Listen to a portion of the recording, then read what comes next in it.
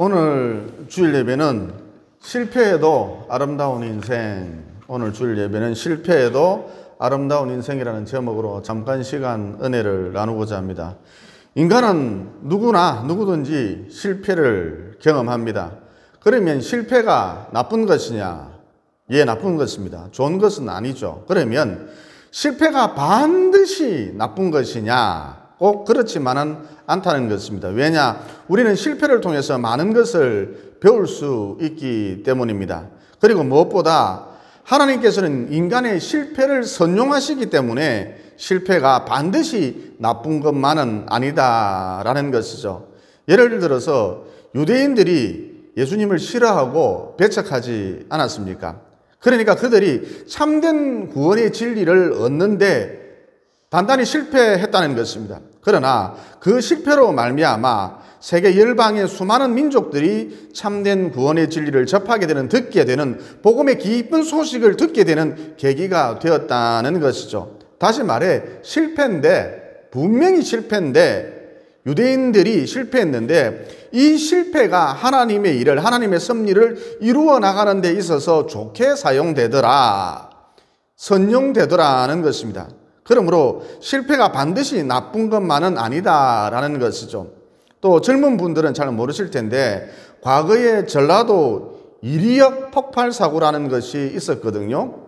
전라도 이리는 지금의 익산을 말합니다. 전라도 이리는 지형적으로나 여러 면에서 발전이 전혀 불가능한 그런 지역이었거든요. 그런데 오늘날 이리는, 익산은 전주보다도 훨씬 더 깔끔하고 분위기가 밝고 잘 정돈이 되어져 있습니다. 그러면 그 이유가 무엇인가? 이리역 주변으로 대규모 사창가가 형성되어 있었는데, 뽀뽀라마찌라 그러죠. 이리역 주변으로 해서 대규모의 사창가가 형성되어 있었는데 그만 이리역 폭발 사고로 인해서 이 사창가가 순식간에 다 날아가 버렸습니다. 그래서 사창가 때문에 늘 어둡고 우울하고 칙칙했던 도시가, 이리가 하루아침에 깔끔하게 정비가 되어버린 것이죠.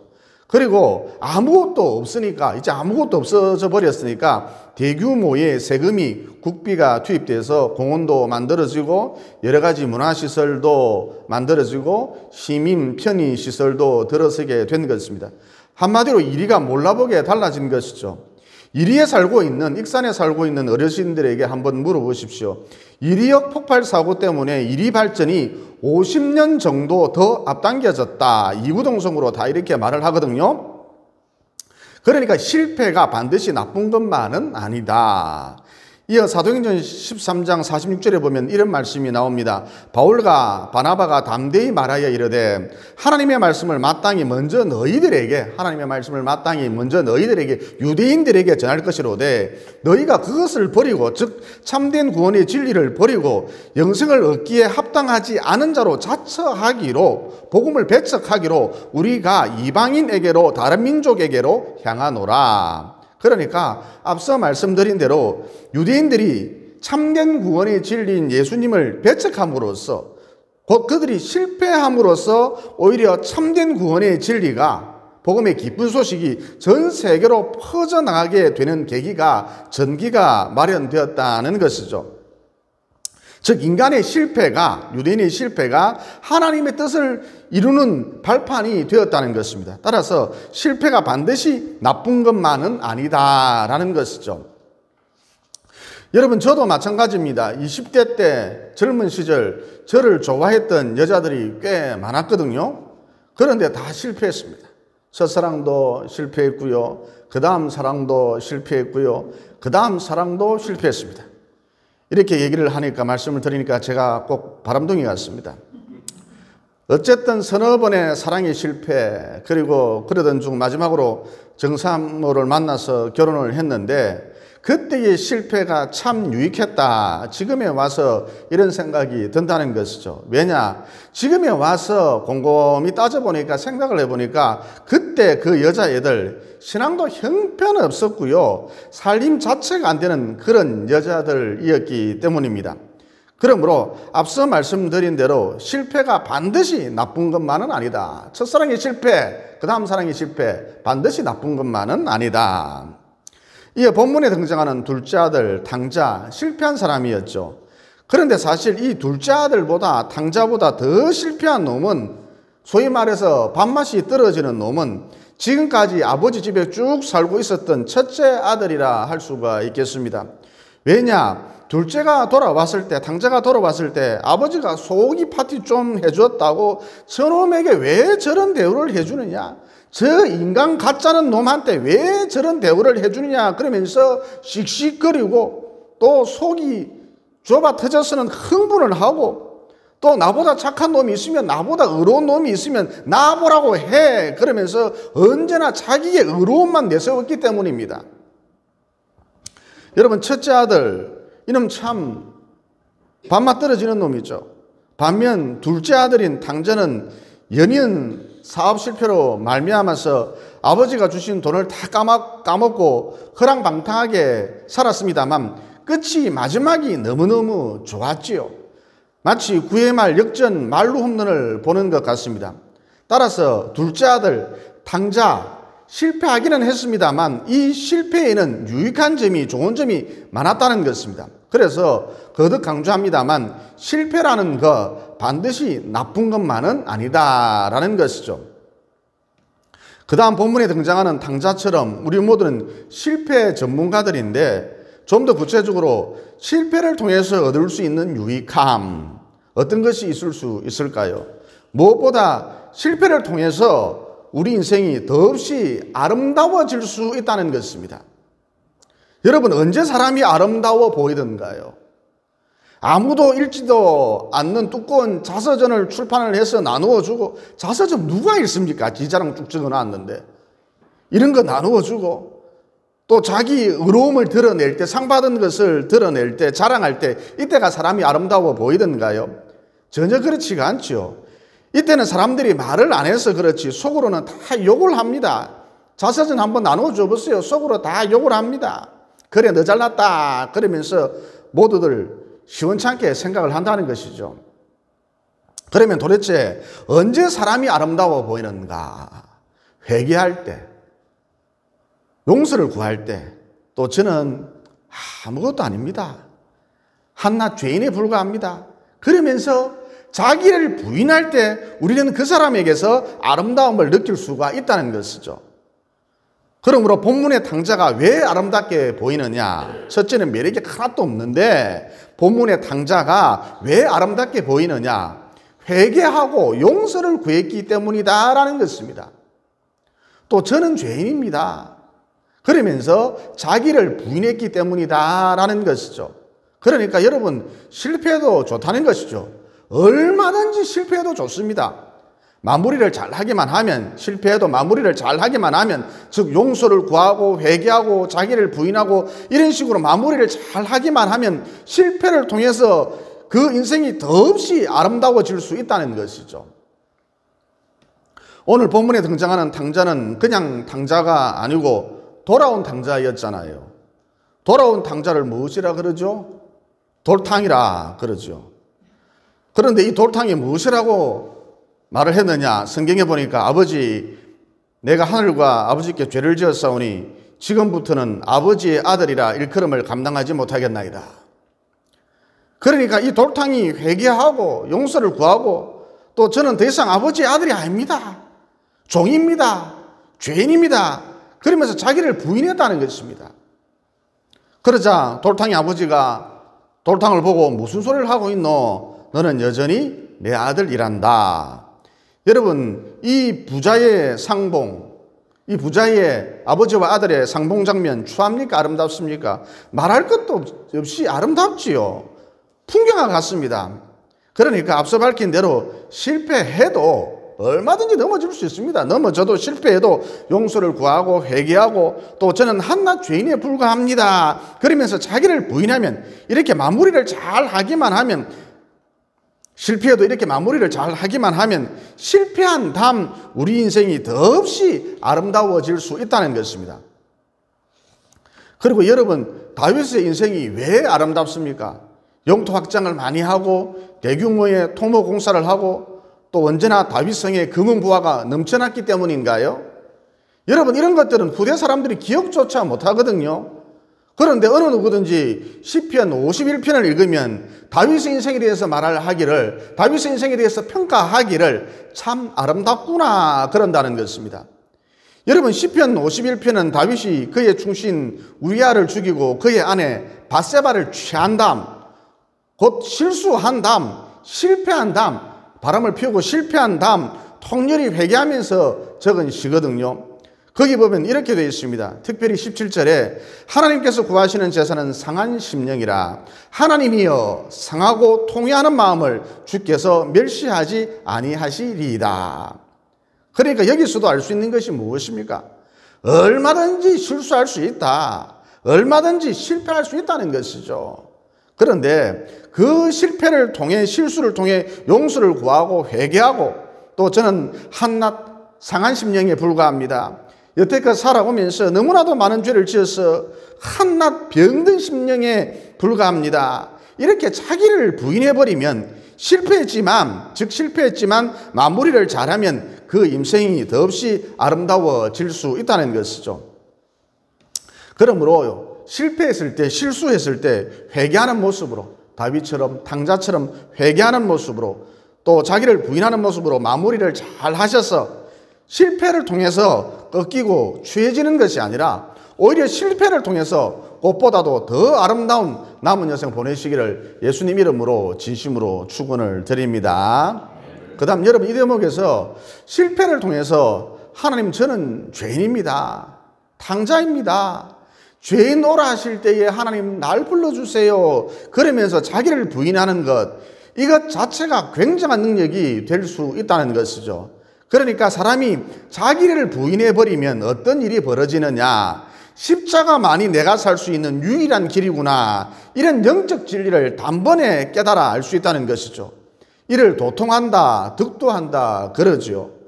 그런데 진리를 깨닫는 것, 도통하는 것, 득도하는 것, 아름다운 것입니까? 추한 것입니까?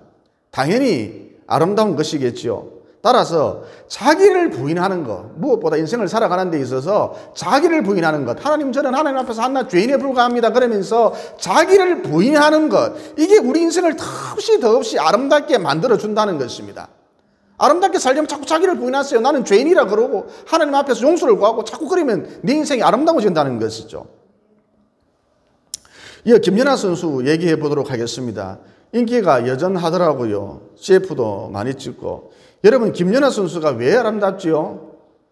결론부터 말하자면 그녀는 눈 화장만 했기 때문입니다. 그러니까 김연아 선수가 대회 출전할 때 보면 약간의 볼터치와 옅은 립스틱 정도만 하고 기껏해야 눈에 금덩이 정도만 바르고 나왔거든요. 그래서 어느 누구든지 김연아 선수를 보면 눈에 금덩이 칠한 것하고 무엇보다 그 금덩이를 통해서 나오는 눈빛만 보인다는 것입니다. 어떤 기관에서 남자들을 대상으로 설문조사를 했습니다. 리서치를 했습니다. 도대체 김연아의 매력이 무엇이냐? 90%가 눈빛이다, 이렇게 대답을 했답니다.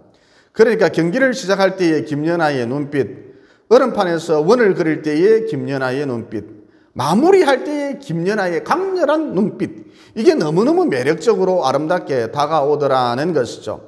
그런데 만약 김연아가 눈 주변을 금덩이로 칠한 것은 기본이요, 온 얼굴을 화장으로 떡칠을 하고 파운데이션으로 떡칠을 하고 또 금색, 은색, 푸른색, 노란색, 초록색 반짝이로 온 얼굴을 도배를 하고, 이어 그것도 모자라서 쥐 100마리 잡아먹은 것처럼 새빨간 립스틱으로 입술을 두텁게 바르고, 또 머리에는 큰 나비 핀을 3개씩 4개씩 꽂고 나왔다면, 지렁지렁하게 해서 경기에 출전했다면 그녀가 아름답게 보이기는커녕 다들 김연아 무당 나왔네 그러면서 비웃었을 것입니다.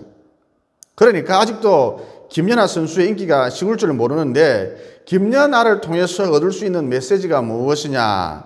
김연아가 오직 눈빛에만 포인트를 주었듯이, 눈빛 그것에만 액센트를 주었듯이 우리도 구질구질한 거 다 내려놓자는 것입니다.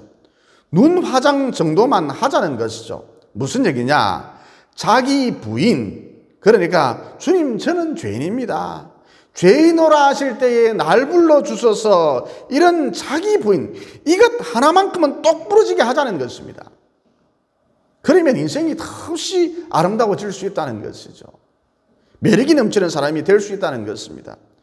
그러므로 자기 부인의 삶을 통해 하나님 앞에서든지 사람 앞에서든지 매력적인 사람으로, 풍경처럼 아름다운 사람으로 기억되시기를 예수님 이름으로 진심으로 축원을 드립니다. 덧붙여 우리 인생이 아름다워지는 데 있어서, 실패한 다음에 용서를 구하고 회개하고 자기를 부인하는 것 말고 하나 더 추가해보라 그런다면 그 어떠한 경우에라도 웃음을 잃지 말라는 것입니다. 미소를 잃지 말라는 거예요. 우리 인생이 아름다워지려면 첫째는 자기 부인을 하고 그 다음 웃음을 잃지 말라는 것입니다. 미소를 잃지 말라는 거예요.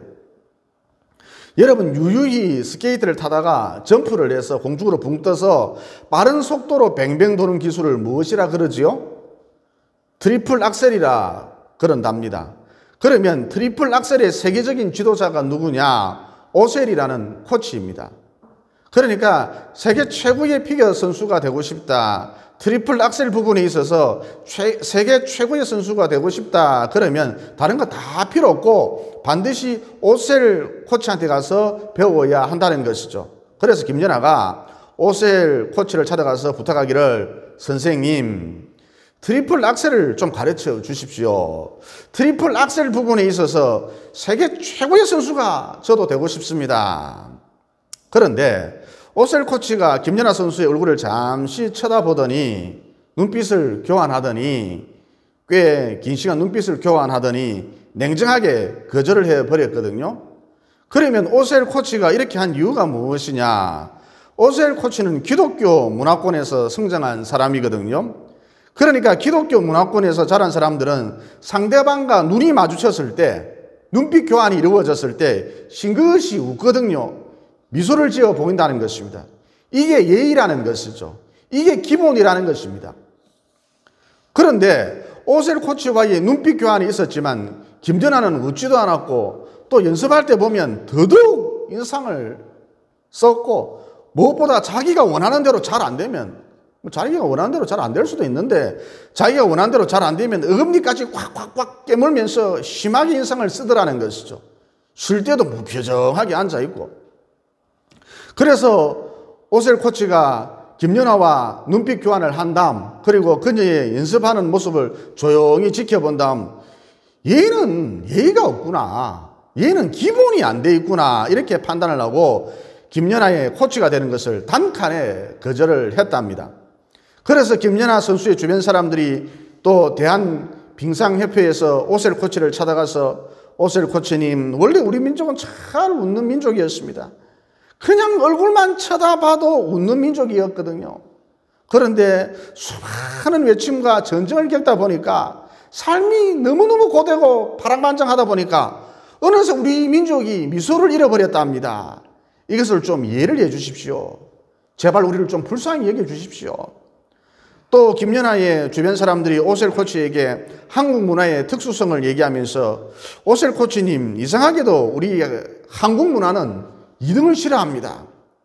그래서 김연아가 아사다마오를 꼭 이겨야 해, 1등이 되어야만 해, 금메달을 따야만 해, 이런 부담감 때문에, 이런 스트레스 때문에 미소를 잃은 것뿐이지, 김연아도 알고 보면 잘 웃는 스타일이거든요. 이런 식으로 김연아의 속사정을 이야기해 주었다는 것이죠. 이 오셀 코치가 한국 사람들을 가만히 보니까, 특별히 김연아를 가만히 보니까 좀 안 돼 보이거든요. 숱하게 심장을 받아서 웃음을 잃어버렸다 그러니까, 게다가 1등만 살아남는 이런 처절한 문화를 갖고 있으니까 좀 불쌍하게 보이거든요. 한국 사람도 불쌍하게 보이고 김연아도 보니까 불쌍하게 보이고. 그래서 마음이 누그러진 풀린 오셀 코치가 김연아를 조용히 불러서는, 내가 너에게 트리플 악셀을 가르쳐 주마. 그런데 당시 오셀 코치가 김연아 선수에게 한 가지 단서를 붙였답니다. 그러니까 트리플 악셀을 가르쳐 주는 조건으로 한 가지 단서를 붙였다는 것이죠. 그러면 그 단서가 무엇이냐? 너 나랑 눈이 마주쳤을 때 무조건 웃어라. 또 연습이 끝났을 때 숨이 가쁘기는 하겠지만, 고통이 따르기는 하겠지만, 누구든지 다 고통을 겪어 고통이 따르기는 하겠지만, 그래도 틈틈이 미소를 지어라. 고통 가운데서도 미소를 잃지 말아라. 결단코 미소를 잃지 말아라. 이렇게 김연아 선수가 오셀 코치와 한 몇 년을 함께 지내니까 김연아의 얼굴이 자연스럽게 미소 띤 얼굴로 바뀌게 되더라는 것이죠. 그래서 여러분, 김연아 선수의 경기를 유심히 살펴보면 김연아 선수가 오셀 코치하고 눈이 마주쳤을 때 반사적으로 미소를 지어 보이는 그런 모습이 수시로 카메라에 잡혔거든요. 또 이제 막 경기를 끝내고 숨이 꼴딱꼴딱 넘어가는데도, 배와 가슴을 실룩실룩 거리면서 거친 숨을 몰아쉬는데도 미소를 잃지 않으려고 무척 예를 쓰더라는 것입니다. 끝까지 웃으려고 예를 쓰더라는 것입니다. 그리고 피겨스케이팅 심사위원들이 대부분 기독교 문화권에서 성장한 유럽 사람들이잖아요.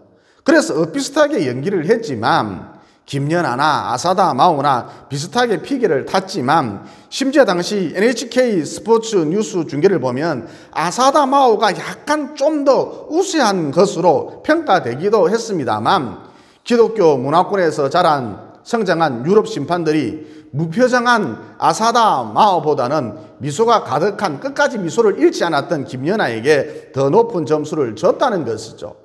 그러므로 아름다운 인생을 살려면 그 어떠한 경우에라도 미소를 잃지 말라는 거예요.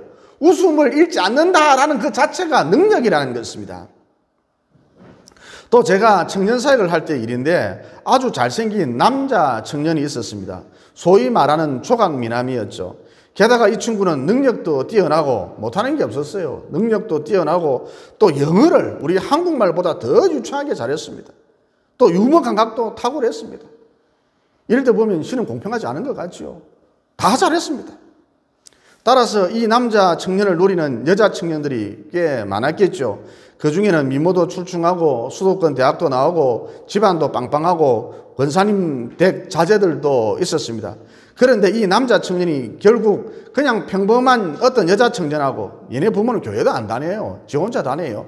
그냥 평범한 어떤 여자 청년하고 사귀더라는 것이죠.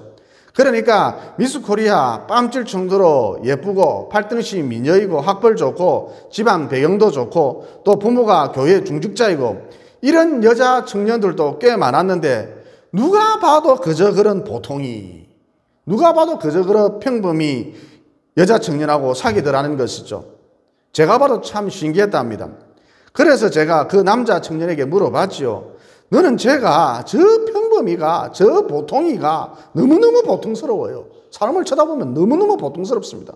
저 보통이가 어디가 그렇게 마음에 드느냐. 그러자 그 남자 청년이 말을 하기를, 목사님, 쟤는요 저를 보면 항상 웃어요.